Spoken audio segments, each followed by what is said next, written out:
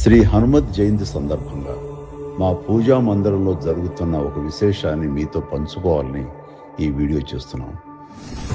ప్రతి సంవత్సరం డిసెంబరు, జనవరి, ఫిబ్రవరి నెలల్లో సూర్యకిరణాలు సప్తవర్ణాలుగా మారి మా పూజా మందిరంలో ఉన్న హనుమంతుడిని పైనుంచి కింది వరకు స్పృశిస్తూ ప్రసరించడం చూస్తుంటే ఆ దృశ్యం, ఆ అనుభూతి మాటలో చెప్పలేనిది.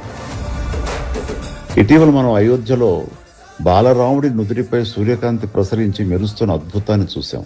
అలాగే కోణార్క, అరసవల్లి దేవాలయాల్లో కూడా సూర్యకిరణాలు భగవంతుని తాకే విశేషం అందరికీ తెలిసిందే. అలాంటి దైవానుభూతి మా ఇంట్లోనూ ఆంజనేయుని స్పృశించటం, అది మా పూర్వజన్మ సుకృతంగా భావిస్తున్నాం. ఈ పవిత్రమైన హనుమత్ జయంతి సందర్భంగా అందరికీ హృదయపూర్వక శుభాకాంక్షలు.